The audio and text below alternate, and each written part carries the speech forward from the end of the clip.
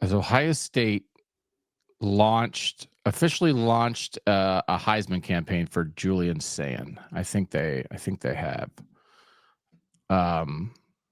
The Just Saying, okay. Ohio State's putting some stuff out there now on social media. Made me nervous for a second. Yeah. So they put out a graphic this morning that the hashtag says "We Sayin Heisman." Oh, and then they did it for both of them. They did it for Julian Sayin and Jeremiah Smith. Yeah. So I was waiting for this. I was sort of given a heads up last night that they were going to start doing this. Like they are they know what's up. Like they're thinking about this. They're trying to be strategic about this. Never done this before. This is like they made websites for both of them. Oh, they made full websites? Really well-designed websites for both of them. Yeah. For both of them. Okay. Julian Sayin's page. Sorry. You'll find this funny. There's 4 quotes you can scroll through on Julian Sayin's page. Nobody has done what Ohio State's quarterback Julian Sayin is, completing 80% of his passes. Nobody else has done that. Nick Saban. Julian Sayin is balling. He gets better every week. Kirk Herbstreit. Julian Sayin is deadly accurate. His down-the-field vision is superb. Aaron Henry, Illinois defensive coordinator. Last quote. This seems like the beginning of a career of the next great Buckeye quarterback, Ari Wasserman on 3. No.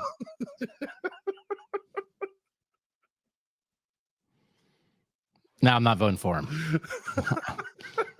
I'm not. I was all in on all the stuff. Is there a quote in there at all that is something like, "Why in the hell is Julian Sayin not the Heisman favorite? All these SEC honks don't know what they're doing." The Bill and Doug Show, is that in there at all? No. Let's see. Maybe we made the Jeremiah Smith page. Nope. Bruce Feldman, Kurt Signetti, and Chip Kelly. Okay. So I very much believe in the idea that you have to help the electorate with voting. And I had said this about Georgia in 2021 with their first national title year, when they were clearly a defense-first team and they had so many good defenders. It's like, man, I kind of would like to recognize Georgia. They're the best team in the country. Their defense is the best unit in the country. I would be very interested in throwing a Heisman vote towards a Georgia defender, but I'm not sure who it should be. Georgia, help me. Help me as somebody who does not watch every single snap, does not attend every single news conference for Georgia football. Who do you think your Heisman candidate is? And I think voters need help. And so like beyond like, it's not even like promotion. It's like sort of on behalf of your university, you're the experts on your own team. What would you suggest? But I also don't think that means you can't do 2. So I think it is interesting to do both. And I think, that Alabama in 2020, Devontae Smith won as a receiver. Mac Jones got to New York, finished 3rd as a quarterback. That clearly seems to be the range that Ohio State could be in with these 2 guys. Chase and Justin Fields went to New York together, didn't they? Now, when I was having these discussions in the press box, like somebody mentioned that, I do think it's just different because that's offense defense. I do think it's a little bit harder when it's guy on the same side. Like it's like, well, our defense is awesome and he's the quarterback of the defense, and our offense is awesome and he's the quarterback of the offense.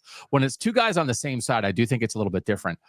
I also think so the Biletnikoff, right, like is the same kind of thing, the best receiver in the country.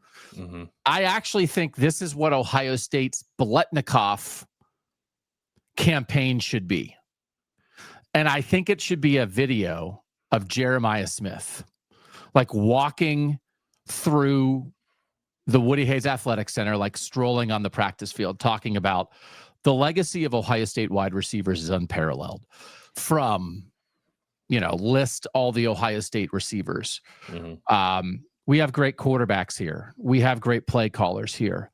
But what separates Ohio State is the guys who go get the ball. So I'm here to tell you, on behalf of the Ohio State University, there's nobody in the country who goes and gets the ball like the guy who should be your vote for the Biletnikoff Award as the best receiver in the country. And that player is Carnell Tate. and that for Ohio State to do a Jeremiah Smith and Julian Sayin Heisman campaign, but tell people to vote for Carnell Tate for the Biletnikoff Award. And that is not, I think there are ways, it's like, well, how could Jeremiah Smith be for the Heisman and Carnell Tate be for the receiver? It's like, well, what Jeremiah Smith does as a football player, having defenses come, game plan around him and then taking what is there when it's available. But what Carnell Tate does as a receiver when the ball is in the air and the pass is thrown to him, I think you could split those hairs and help people vote, because I think it's possible if you don't help people in the Biletnikoff, you're going to create a situation for yourself. And then you can go all out for Jeremiah next year and have Jeremiah try to win every award in the country. Jeremiah's coming back. But I think a video of Jeremiah Smith telling people to vote for Carnell Tate would be the most effective campaign that you could run. Did you tell somebody at Ohio State that? I might have. Yeah. That's a really good idea, because I think you can split it. Special circumstances would call for it, but this feels like one, right? Yeah. And I don't even know, like there are plenty of other really good receivers, right? I'm not saying they're undeserving, but I do feel like both these guys deserve recognition. It is nice, I think, for Ohio State that Jeremiah Smith has to come back next year. So you that helps clarify it a little bit, I guess. So we'll see. I think I still have a Biletnikoff vote. Do you have one? I lose track of what I do and don't have. I'm pretty sure I still have one. Yeah. But that was a convincing pitch from you to me, a potential Biletnikoff voter. So imagine like a 6'4" best football player in the country making the pitch. Yeah. I was thinking though today, and it's like an obvious thing, but like Ohio State's going to be a little out of sight, out of mind the next 3 weeks. And it's an opportunity to accumulate stats, certainly, so that when people look back up when Ohio State's playing Michigan, they can say, like, oh, Julian Sayin's got 35 touchdown passes or whatever. But they need to be out in front of that, because whoever else is in the race is likely to be playing games of bigger magnitude than Ohio State for the next 3 months until Ohio State plays Michigan. Yeah. Yeah. So stats will matter. But again, 2 huge showcase games the last 2 weeks that voters have to vote. So for Ohio State, the Michigan game and the Big Ten championship are going to tell the tale. And I do think that when you're at a smaller school, when you're a little bit off the radar, I think this like Heisman campaigns can matter. I think at Ohio State, like for instance, like I think this is great job by Ohio State. Their players deserve it. This is the way it goes. But I don't think it's the difference between like, oh, they made a website. That's why like CJ Stroud, I was said a million times, CJ Stroud was going to win in 2021 if they had beat Michigan. And then they didn't. And he didn't win. And so, I think that's the same here for these two guys. But they deserve the push. And I think, do you think they both have a decent chance of getting to New York, these two, Sayin and Smith? Yeah, I do. I need to go back through and like get the lay of the land again now that we've had some games since we kind of put out our Heisman thoughts a couple weeks ago. But yes, I think both are very much in the mix. I very much think, and I don't want to miss somebody, but I feel like I'm not. Because even like Georgia Tech lost last night, like if you want to like a Haynes King quarterback dark horse kind of thing, I don't want to 400 yards. He did. He's a maniac. I don't want to overlook anybody at Texas A&M, right, as an undefeated team at the top of the SEC. I don't want to overlook Marcel Reed or somebody that I'm not thinking of. But I do feel like right now, if I was betting, I think I might say, because 4 will go. 4, that's the official thing now. They send 4 to New York. I think the 4 to me would be Julian Sayin, Jeremiah Smith, Fernando Mendoza, and Ty Simpson, the Alabama quarterback. And those are your 4.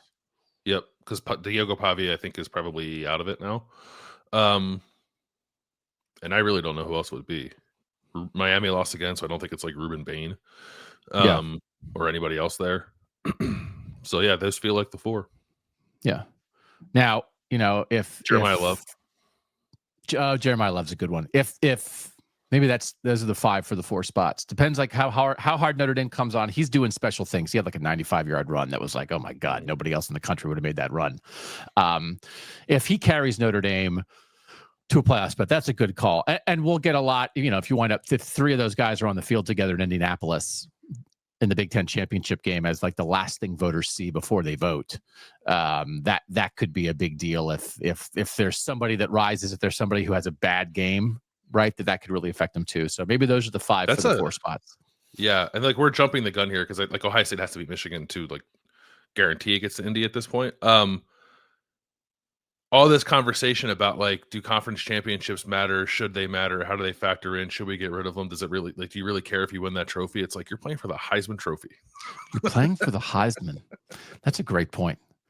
It might be the biggest thing that happens on conference championship weekend now, because again, we might go into that game with Ohio State, Indiana. If they're both 12-0, knowing that the winner's the 1 seed and the loser's the 3 seed. And like, does that matter?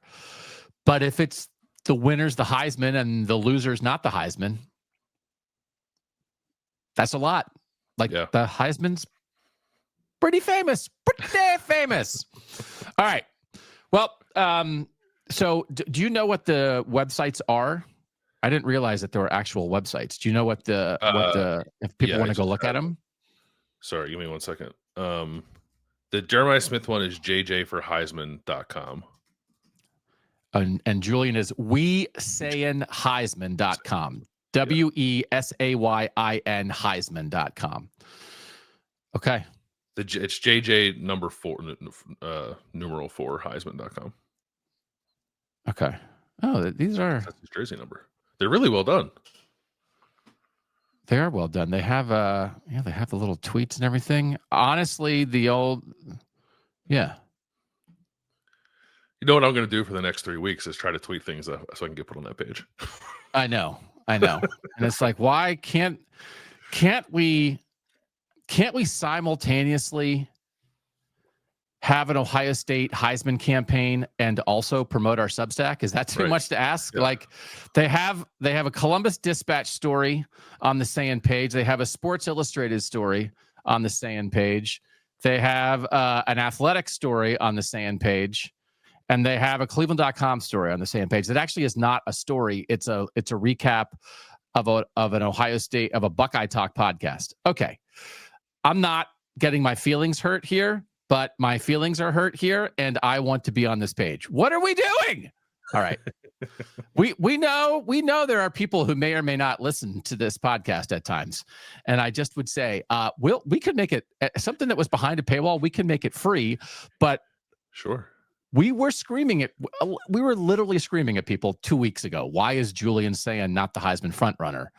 And I'm not saying we made this happen. I would say probably Julian Sayin has a little bit more to do with it than we do, but we're second on the list. Yes. For making it happen. Julian Sayin first, Bill and Doug show second.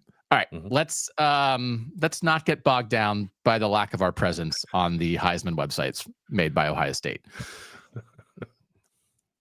I mean, let's get bogged down for like 15 more. All right, we got a lot of the questions.